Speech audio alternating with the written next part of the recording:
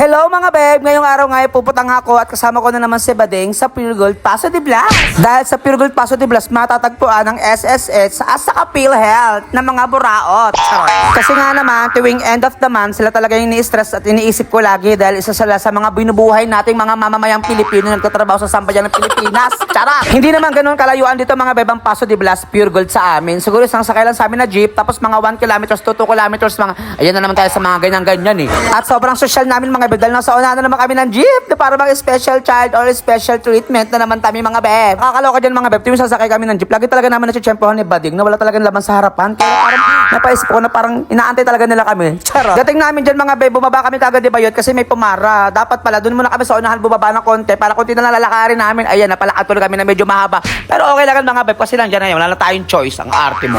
Dyan nga sa BGC Terminal mga beb ay hindi lang mga sasakyan ng mga makikita mo. Marami ka pa makikita ng mga parang tiyangge, bilihan ng mga pagkain, kung ano-ano mga store. Kaya maubos talaga pera mo bago ka makarating sa pupuntahan mo. Charot. Pero mga beb, kagandahan dito sa BGC, dito na rin kami pupunta ng mga kapalit ko. Lalo pag bibili ako ng mga bagong sapatos, bagong damit, lalo pag bibilang ko sila ng mga bagong gamit galing sa school.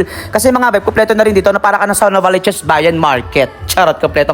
At kung mapapasin nyo mga beb, dumaan nga kami sa bridge kasi nasa kabilang kalsada yung Pure Gold Paso de Blas. Pero mas safe na rin dito mga beb sa bridge kasi kung tatawid ka sa kalsada mga beb, ay ang lawak ng kalsada, marami sasakyan na nadaan, baka mahagip ka pa, tatanga-tanga ka pa naman. Hindi. Yun, dito na nga kami sa Pure Gold mga beb, diretso na nga kami kaagad-agad sa taas kasi matatagpa mo ang SSS at PhilHealth mismo sa Paso de Blas sa pinakataas. Di ko alam kung ilang floor, 3rd floor, 4th floor. Kung alam nyo, paki-comment ka sa comment section. Charis. Nag-expect nga ako dito mga beb na maraming tao, pero pag-agad namin sa taas mga beb ay halos konti na lang ang tao, kaya good for things kasi makakabalik din kami at makakauwi kami kaagad ng kapatid ko. Walang pila dito sa PhilHealth mga beb, kaya pamasok na nga ako kaagad-agad, tapos iniwan ko muna sa Bayot sa labas. Tapos pag ayun mga beb, ilang minuto lang mga beb, tapos na. Nag-payment lang naman kasi ako mga beb, bali naghulog lang ako every month. Ganun ginagawa ko. Pagkatapos ko sa PhilHealth mga beb, dumiretso na nga ako ng SSS kasi magkatabi lang yan mga beb. Yan. Medyo natagalan ako sa SSS kasi nagka-problema nga doon sa counter. Pero at the same time, mabilis na din natapos at yan. Pauwi na kami ni Bakla at nag-decide kami kumain. Ang bilis mo mag-voice over para ang rapper. Bumili kami ni Bakla dito ng donut. Kasi nga parang nag-crave ako sa matamis. Pero parang nabiting kami dyan sa donut na yun mga beb. Kaya bumili din kami ng buko juice. Tapos na bumili kami ng buko juice mga beb. Parang nabitin na naman kami ni Bading. Diba to? Pag mga Bading talaga parang laging bitin sa pagkain. Ang sabi ko sa aparit ko, bibili na lang ako ng sisig with rice. Kakain tayo ng kanin kasi hindi healthy yung ganto. Na palagi tayong gutom. Yung bulati natin hindi nakukontento sa mga donut. Baka demanding talaga ng bulati sa tiyan. Ito sa mga Pure Gold Paso de Blas Food Court. Isa sa mga gusto ko talagang kainan dito, yung sisig station. Kasi sobrang sarap ng sisig nila dito. Sa malasa. Lalo na yung siomai rest na kabila, sobrang sarap din. Ayun lang, na-mention ko lang. Pagka naligo kayo, try nyo kumain. Kung hindi pa tayo gutom. May mga nagtatanong sa akin, bakit na pupunta pa ako sa Pure Gold para maghulog ng SSS at saka PhilHealth. Kung pwede naman daw online. Ganito kasi yan guys.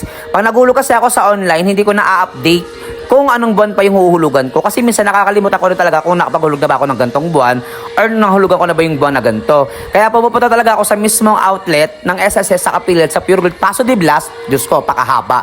Kasi nga, para ma-notice ko or ma-update ko kung anong huhulugan kong buwan.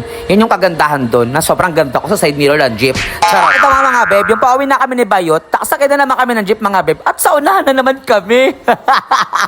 Anyway mga beb, wala na pala kami gagawin dyan. So dediretso kami ng barbershop para magpaganda. Charot. Finally mga beb, nandito nga pala kami sa Haircuts Barbers. Dito lang yung matatagpuan sa may Saber Bagbagin. Located lang sa Barangay 166 to Barangay 165. Sobrang promotion naman yan. Hindi na ako nakapag-videos doon sa barbershop mga beb kasi nga nagbabawas lang ako ng gilid kasi nga hindi pantay. Charot.